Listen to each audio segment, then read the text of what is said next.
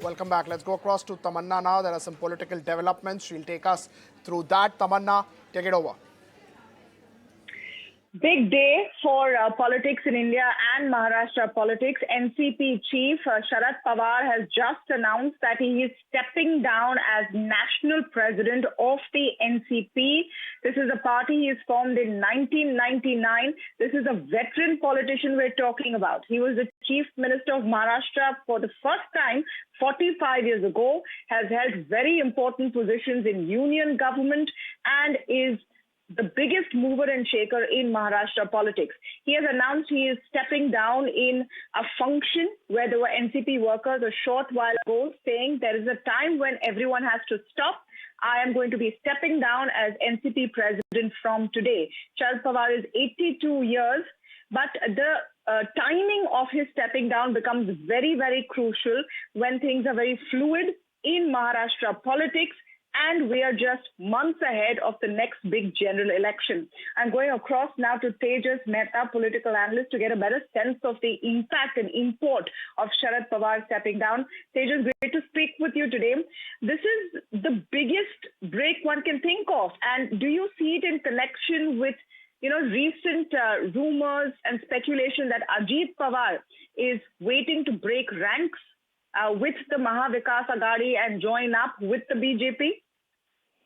Well, Tamanna, if you take this simply at face value, Sharad Pawar is 82 years old. He's been there in Maharashtra politics at the national level. He has been there, being the defense minister of India. The only thing which he couldn't really achieve was becoming the prime minister, and that perhaps is not likely now, given that he is getting older every day. But what with Mr. Sharad Pawar, you cannot take just by his age and by face value. One has to, look into many, many things. And yes, one of the obvious reasons was, disaffection between, Sharad Pawar and his nephew Ajit Pawar, who has been having ambitions to take over the party, who has been repeatedly saying, in fact, just a few days ago, if you recall, here in Mumbai, there were murmurs and he had to issue clarifications that no, he's not, a chunk of his MLAs are not going to be quitting the NCP and joining the current government in case the government didn't have numbers because of the Shiv Sena MLAs being disqualified by the Supreme Court. So all these murmurs were there. So there has been not a lot of unity within the party. So this could be a way of Mr. Sharad Pawar trying to tell his cadres that look here, what is more important is that the party remains together. Yes, my nephew probably, or he's not naming him, but he's talking about the next generation wanting passing on the baton really of power.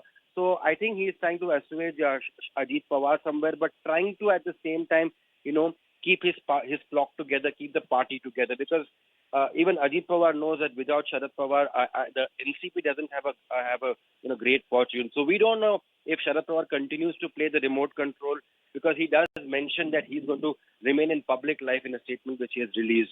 Also, Tamanna, I think we should take into account the next election, because remember, the MVA, the Congress, the Shiv Sena and the NCP coming together was only to tell the BJP that, look here, we can bury our differences to ensure you don't come to power.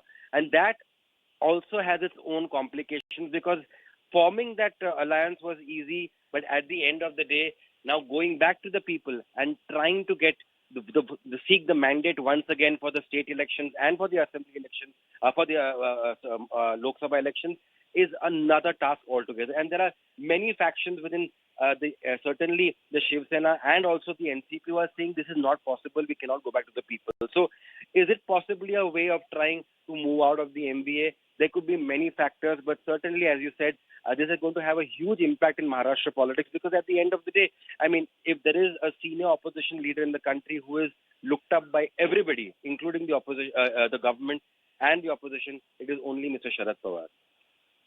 Absolutely, Tejas. And not just Maharashtra politics, frankly, just months before the next 2024 election, when opposition parties are trying to come together and find similarities to take on the BJP, Sharad Pawar stepping down is a huge signal. It remains to be seen, of course, what role he will play. Thank you so much for speaking with us. Back to you, Pankaj, with that latest political rumble in the middle of the day.